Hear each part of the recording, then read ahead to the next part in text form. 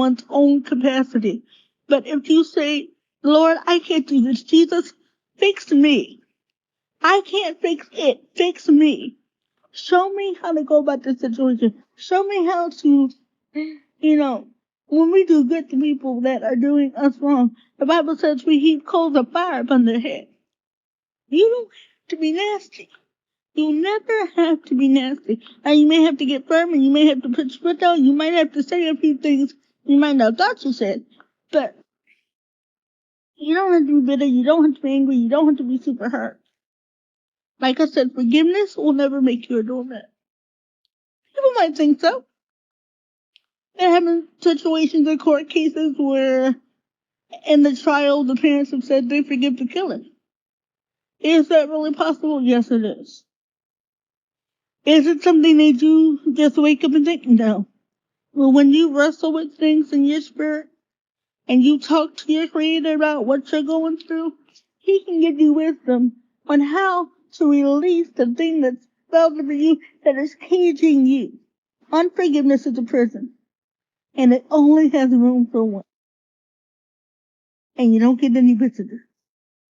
So at the close of 2023, I'd like to say, please, for the love of everything holy, learn to forgive one another.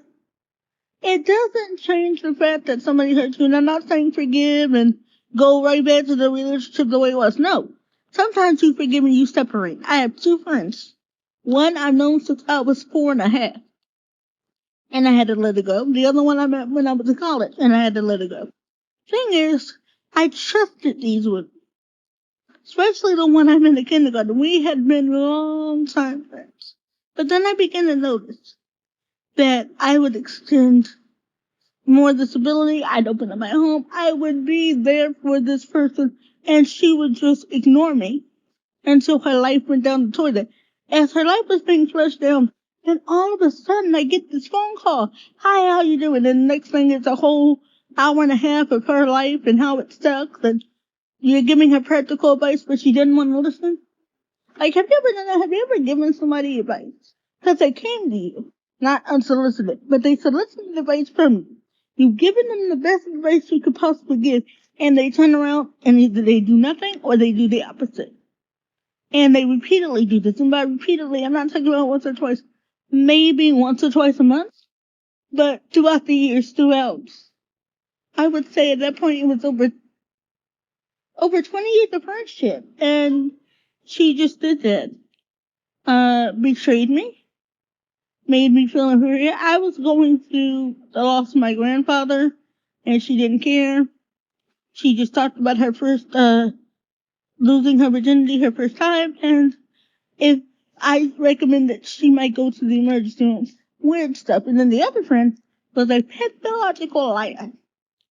And it took me nearly another 20 years to figure that out. And I found out because one of the guys she was talking to, she actually introduced me to online. And we started to talk. And when I tell you he's the sweetest, kindest, him and his wife just fill me with joy.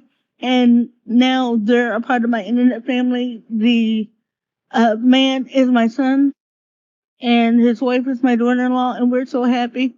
But we talked for a while, and my friend had a boyfriend at the time, and I wasn't really keen on him because she made him out to be an abuser to me. And she knew what to say to manipulate. She manipulated me and weaponized my friendship, which I felt so sorry once I learned it. I went back to him in tears and apologized because I never want something as beautiful as friendship to be used as a weapon. And so once I apologized and we began talking to him, we sat down and we pieced together the lies. We backtracked, we compared notes, and we found out she had been lying to the both of us for years. And so, you want to hear something really petty? Her ex-boyfriend is now my son. So the two guys she was talking to, they'll get this. They both have the same first name. And the first one she tried to get and he didn't want her. So she went with the second one of the same name. Now both of them are my sons. And by the way, when my one son got married, I was ultra pleased. And what happened, one son, I called them twins because they have the same name. And honestly, they do look alike. One son is dating the other son's sister. So I still have my tight family unit, and I'm so glad of that. But I forgave them, but I had to let them go. In my last conversation with them, I said the same thing at the intervals. Go in peace. Shalom. And I want you to go in peace. I don't mean it to be sarcastic. I want you to live well. I want you to live long. I want you to live in peace. Just never near me again. Whatever you do, stay away. And it's not to say that God won't bring somebody back around after a while. I had one friend, had to get rid of her because of a falling out we had in college. And, after I got married, I saw her on Facebook and I was like, talked it over with my husband. I said, I think the Lord is leading me to say hi. Said I really don't want to say hi.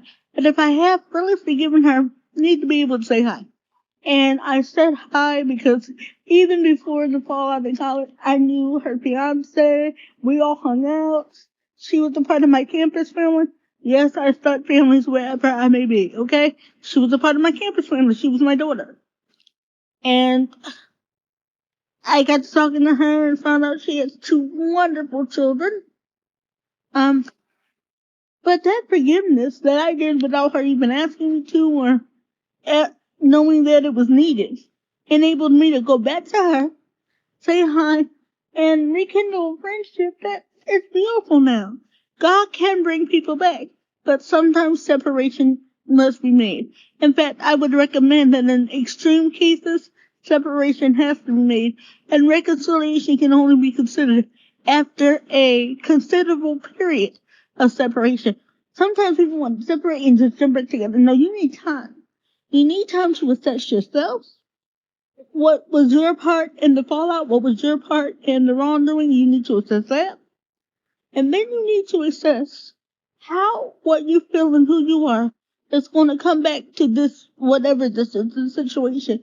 If he or she doesn't change and you have to go back into the same thing, what are you going to do different?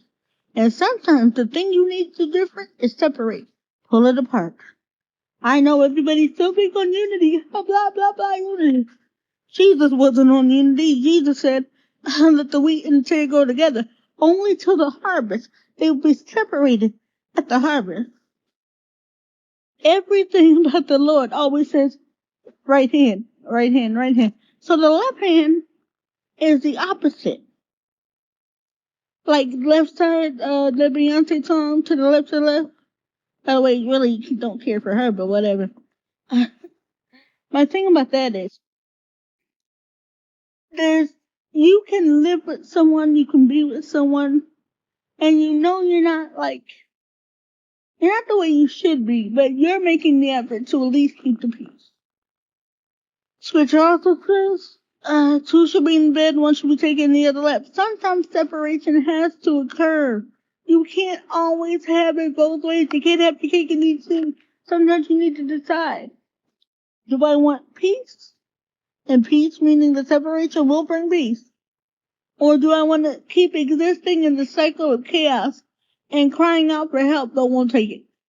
Basically, what it comes down to. You cry out for help, but you won't take it. And that is a very serious thing that a lot of people need to look at within themselves. They will complain and convince, and God is sending the people left, right, and center, and they keep telling people, I'm waiting on God, or I'm alright. I actually have someone that actually told me to my face, they're not stressed. Their vital signs say they're stressed. Their sleep patterns say they're stressed. Everything on God's green earth says they're stressed, but they tell me, oh, they're not stressed. Uh-huh. The Nile isn't just the river in Egypt, it's a coast. So let's be mindful of the things that help and hinder our ability to forgive. In 2024, make a conscious effort to forgive, love, honor, and respect those around you. And remember, not everybody's going to receive you as a friend, and you don't need that. But to those who receive you warmly, be good to them. And by all means, do your best to follow God. He loves you, and He won't lead you wrong. And I will see you in 2024. Hooray!